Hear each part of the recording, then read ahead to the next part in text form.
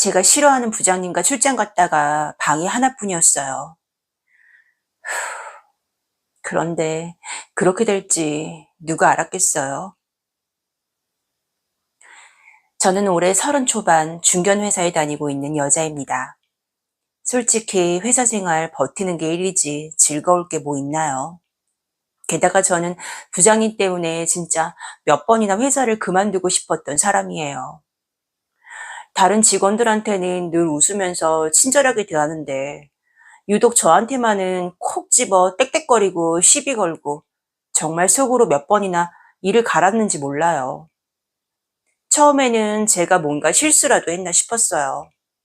그런데 가만히 보니까 그게 꼭 저한테만 집중이 되는 거예요. 회의 자리에서 제 기획안만 괜히 꼬투리 잡고 사소한 말투 하나에도 버락 소리를 지르고 다른 동료들이 다 보는 앞에서 저를 곤란하게 만들곤 했죠. 솔직히 너무 억울하고 스트레스였어요. 저는 그 부장님이 그냥 저를 싫어한다고밖에 생각할 수가 없었거든요. 그래서 집에 와서도 혼자 씩씩대면서 왜 나한테만 저래? 하고 욕을 했습니다. 그런데 시간이 지나면서 뭔가 이상하다는 생각이 들기 시작했어요. 다른 사람들한테는 한 번도 안 하던 눈빛, 말투, 시선, 특히 제 눈을 똑바로 마주치면서 괜히 말을 길게 하는 순간들이 있었어요. 처음엔 그냥 착각이라고 넘겼죠. 그러다 생각지도 못하게 출장을 가게 됐어요. 회사에서 급하게 출장 가라는 지시가 내려왔어요. 원래는 저희 부서에서 3명이 가기로 되었는데 한 분이 집안에 일이 있어서 결국엔 부장님과 저랑 그렇게 둘이 내려가게 된 거예요. 정말 가기 싫었는데 일이란 게 어디 저 싫다고 안 갈 수가 없잖아요. 눈발은 날리지 바람은 차갑게 불어오는데 그것도 부장님 차를 타고 내려가게 된 거죠. 차 안 분위기요? 말 안 해도 뻔하죠. 저는 스마트폰만 만지작거리면서 창밖만 쳐다봤어요. 말 한마디 섞기도 싫었거든요. 차는 또 왜 이렇게 막히는지 그러다 저도 모르게 차 안에서 잠이 들고 말았어요. 부장님이 다 왔다고 깨워서 일어났는데 작은 차량용 담요가 제 위에 덮어져 있더군요. 웬일인가 싶었어요. 평소에는 그렇게 갈구던데 뭐 이런 친절을 베푸나 싶었죠. 그런데 문제는 도착해서 터졌습니다. 세상에 숙소가 죄다 만실이라는 거예요. 마침 이쪽에 지방 행사가 있어서 방이 하나도 안 남았다는 거죠. 그때부터 불길한 기운이 들기 시작했어요. 부장님과 이곳저곳 숙소를 뒤지고 다니는데 들려오는 대답은 다 같이 방 없다는 소리뿐이었죠. 우리는 방 2개가 필요한데 말이죠. 그러다 겨우겨우 마지막으로 들어간 곳에서 들은 소리는 글쎄 방 하나 남았습니다. 이 소리더군요. 순간 숨이 턱 막혔습니다. 하필 싫어하는 그 사람과 방이 하나라니 이 엄동설안에 말이죠. 제가 난감한 얼굴을 하자 부장님이 말했어요. 내가 차에서 잘게 이들이 편하게 자.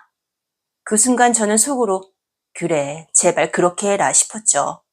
그런데 그 말을 들은 모텔 주인이 하는 말이 아이고 젊은 양반들 이 한겨울에 차 안에서 자면 얼어 죽어요. 아니 젊은 사람들이 한 방에서 자야지 그게 무슨 말이에요. 내 여기 생활하면서 그런 건 머리털 나고 본 적이 없어요. 그 말에 제 얼굴이 확 달아올랐어요. 부장님도 괜히 머쓱했는지 기침을 하면서 그래도 이 대리 불편하면은 내가 얼어 죽더라도 차에서 잘게 라고 하는데 별 수 있나요? 울며 겨져먹는 심정으로 그냥 들어오시라고 했죠. 에라 모르겠다 싶었거든요. 그렇게 해서 결국 저와 부장님은 같은 방으로 들어가게 됐습니다. 부장님은 저더러 침대에서 편하게 자라고 자기는 바닥에서 잘 거라고 했어요.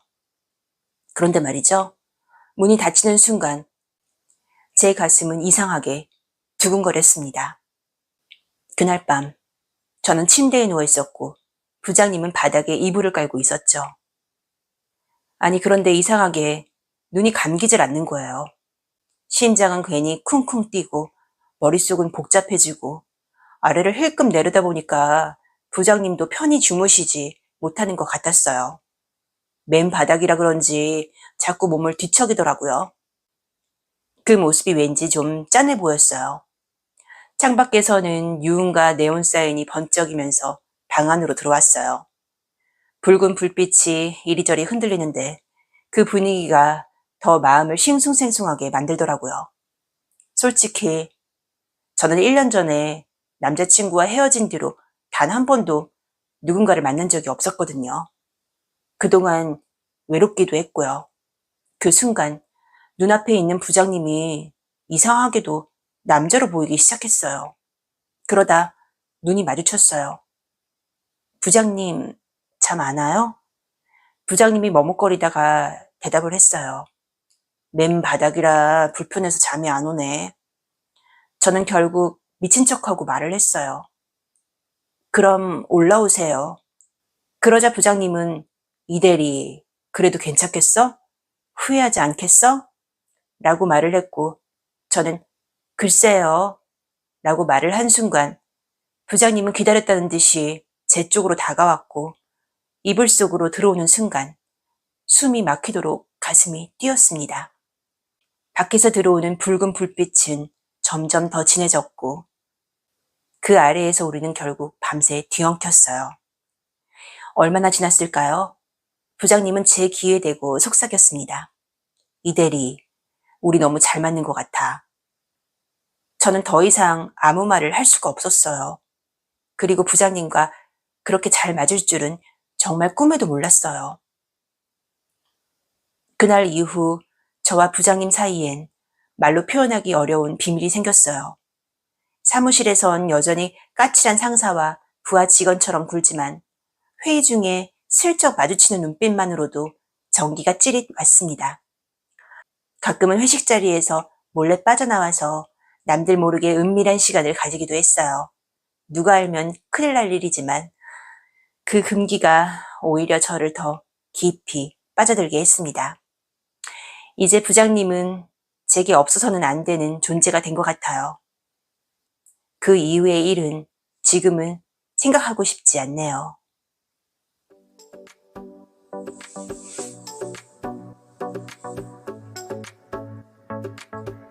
묵묵히 응원해주시는 착한 오빠, 멋진 오빠, 끝내주는 오빠, 그리고 우리 오빠들, 오늘의 이야기는 어떠셨어요?